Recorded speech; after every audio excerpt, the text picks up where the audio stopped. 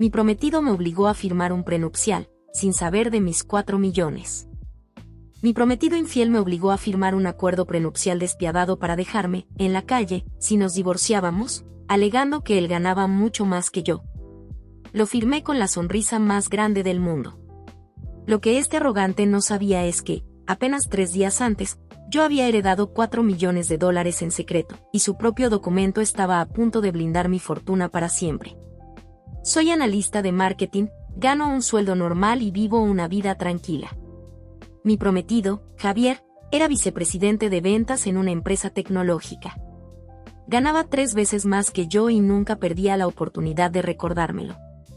Él se creía el lobo de Wall Street, siempre hablando de sus inversiones, su portafolio y lo mucho que yo dependía de su éxito. A 2 meses de nuestra boda, Javier me sentó en el sofá con una carpeta legal en las manos. «Que Elena, te amo, pero el mundo de los negocios es frío», me dijo, usando ese tono corporativo que me daba náuseas.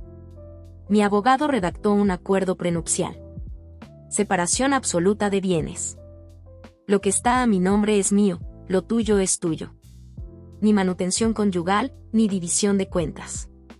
Quiero saber que te casas conmigo por amor, no por mi dinero. En otro momento, me habría ofendido. Pero Javier no sabía 2 cosas que acababan de ocurrir esa misma semana. La primera, 2 días atrás, mientras él se duchaba, vi un mensaje en su Apple Watch. Era de su asistente, Mónica. Decía: «Todavía tengo tu perfume en mis sábanas. ¿Nos vemos después de tu aburrida cena de compromiso?» La segunda, esa misma mañana, el abogado de mi difunto abuelo me había llamado. Mi abuelo, un hombre que siempre vivió modestamente en el campo, resulta que era dueño de hectáreas de tierra comercial que acababan de ser compradas por una cadena de supermercados. Mi parte del fideicomiso, 4.2 millones de dólares líquidos, depositados en una cuenta a mi nombre. Cualquier mujer normal habría cancelado la boda, expuesto a Mónica y llorado por la traición. Pero yo no soy normal. Soy estratega. Pensé, si cancelo la boda ahora, él simplemente seguirá con su vida. Pero si firmo este prenupcial, estaré legalmente protegiendo mis 4 millones de dólares de cualquier intento futuro de él por reclamar crecimiento de bienes compartidos durante el matrimonio. Su egoísmo iba a ser mi mejor escudo legal. Miré a Javier a los ojos, con expresión de novia inocente. «Me duele que dudes de mí, Javi. Pero si este papel te da paz mental, lo firmaré. El dinero no me importa». La sonrisa de superioridad que se dibujó en su rostro me dio asco, pero la disfruté. Pensó que me tenía comiendo de su mano. Pensó que yo era su mascota financiera. Al día siguiente, fuimos a la oficina de su abogado. El tipo me miró con lástima mientras yo firmaba el documento que supuestamente me dejaba sin nada. No sabían que yo acababa de asegurar mi imperio. Descubrí que mi prometido me engañaba con su asistente, y la misma semana heredé 4 millones de dólares. En lugar de cancelar la boda, decidí firmar su humillante acuerdo prenupcial de separación total de bienes, y caminar hacia el altar. Quería que él creyera que tenía el control absoluto de mi vida, mientras yo preparaba el divorcio más frío y devastador de la historia. La boda fue un espectáculo. Javier pagó casi todo para lucirse frente a sus amigos de finanzas. Mientras yo caminaba hacia el altar, lo veía sonreír. Él veía a una esposa bonita, sumisa y financieramente dependiente. Yo veía a un idiota que acababa de firmar un documento que me eximía de compartir un solo centavo de mi nueva fortuna con él. Brindamos, bailamos, y hasta saludé a su asistente Mónica con una sonrisa radiante. Durante los siguientes 14 meses, interpreté mi papel a la perfección. Dejé que Javier pagara la mayor parte del alquiler y las cenas lujosas, alimentando su complejo de proveedor. Pide lo que quieras, amor. Yo invito. Ya sabes que mis bonos están por las nubes, me decía en los restaurantes, mientras yo pedía la langosta más cara. Lo que él no sabía es que, en secreto, yo había renunciado a mi trabajo estresante y estaba operando mi propia LLC. Tenía un equipo de gestores patrimoniales multiplicando mis 4 millones de dólares. Mientras él se mataba trabajando 60 horas a la semana para pagar su estilo de vida inflado y las escapadas a hoteles con Mónica. Yo pasaba mis mañanas en clases de tenis y mis tardes administrando mis inversiones bajo el radar. El acuerdo prenupcial era muy claro: ninguno de los dos tenía derecho a investigar ni reclamar las cuentas individuales del otro. Era la coartada perfecta. Pero todo juego tiene su final. A los 14 meses, el mercado tecnológico cayó y la empresa de Javier hizo recortes masivos. Sus bonos desaparecieron. Su estrés subió al máximo y, como buen cobarde, se refugió aún más en Mónica. Una noche, dejó su laptop abierta. Encontré reservas de vuelos a París para 2 personas, a nombre de él y su asistente. Era el momento. El pez había engordado lo suficiente y ya era hora de sacarlo del agua. Aproveché que él se fue a su supuesto viaje de negocios a Chicago, que en realidad era París.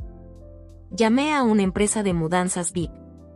En 6 horas, todas mis cosas estaban fuera del apartamento y en mi nueva casa comprada en efectivo a nombre de mi fideicomiso. Sobre la mesa del comedor que él tanto presumía haber pagado, le dejé 3 cosas. Una copia de los boletos de avión a París, los papeles de divorcio firmados, una copia de su adorado acuerdo prenupcial con la cláusula de lo mío es mío resaltada en marcador amarillo fluorescente. Cuando regresó de su viaje romántico y encontró el apartamento medio vacío, me llamó gritando, amenazando con destruirme legalmente y dejarme en la calle usando el prenupcial. Yo solo le dije: habla con mi abogado. Mi esposo infiel intentó usar nuestro estricto acuerdo prenupcial para dejarme sin un centavo durante nuestro divorcio. Se sentó en la mediación riéndose, exigiendo que me fuera con las manos vacías como dictaba su contrato.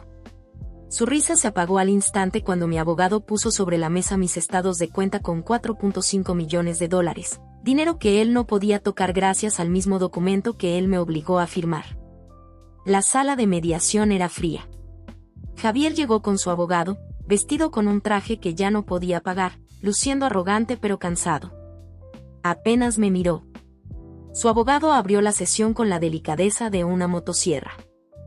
Como establece el acuerdo prenupcial que la señora Elena firmó por voluntad propia, mi cliente retiene el 100% de sus cuentas de inversión, ahorros y el vehículo.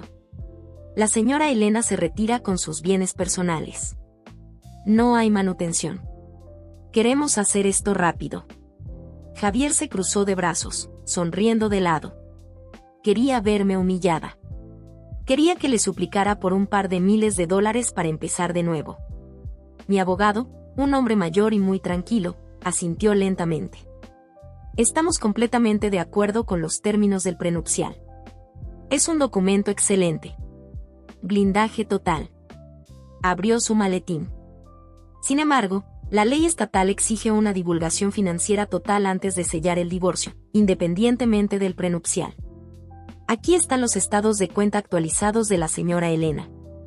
Deslizó una carpeta delgada hacia ellos. El abogado de Javier la abrió. Vi cómo sus ojos se clavaban en el papel. Parpadeó 2 veces, tragó saliva y le pasó la hoja a Javier sin decir una palabra. Javier la tomó con desdén, pero su rostro cambió en un microsegundo. Pasó del rojo de la arrogancia al blanco del pánico absoluto. En la línea de activos líquidos y fideicomisos, el balance mostraba $4.520.000. ¿Qué es esta mentira?, tartamudeó Javier, levantando la vista hacia mí. ¿De dónde sacaste esto? Tú ganabas 60.000 al año. Heredé el dinero 3 días antes de firmar tu hermoso acuerdo prenupcial, Javi, le dije con una voz dulce como el veneno. El abogado de Javier se frotó la frente. Sabía exactamente lo que eso significaba. Si no hubieran obligado a firmar ese acuerdo prenupcial extremo de separación total, Javier podría haber peleado en la corte argumentando que el crecimiento de esos 4 millones. Los $520.000 de intereses y rendimientos ganados durante el matrimonio, eran bienes gananciales a los que él tenía derecho a la mitad. Pero gracias a su propia avaricia y su necesidad de protegerme de sus riquezas, él mismo había bloqueado legalmente cualquier acceso al dinero de mi abuelo y a sus intereses. Se había metido un autogol millonario. Que esto es mala fe. Me ocultaste información, gritó Javier, poniéndose de pie. Tú querías protegernos por amor. No, le respondí sonriendo. Tu documento dice explícitamente que ninguno tiene derecho a indagar en las finanzas previas del otro. Tú redactaste las reglas. Yo solo las jugué mejor. Firmó el divorcio esa misma tarde. No tenía dinero para iniciar un juicio inútil, especialmente ahora que sus bonos habían desaparecido y Mónica, quien por cierto, lo dejó cuando vio que se quedaba sin lujos, le exigía dinero. Javier pasó de ser el lobo de Wall Street a alquilar un departamento minúsculo a las afueras de la ciudad. Yo, en cambio, sigo multiplicando mi dinero desde las playas de Bali, agradeciéndole todos los días por haberme obligado a firmar ese documento. El ego de un hombre infiel es su peor enemigo, solo hay que darle una pluma y dejar que firme su propia ruina. ¿Creen que fui demasiado fría al ocultarle mi herencia o él merecía probar su propia medicina legal? Déjenmelo saber en los comentarios.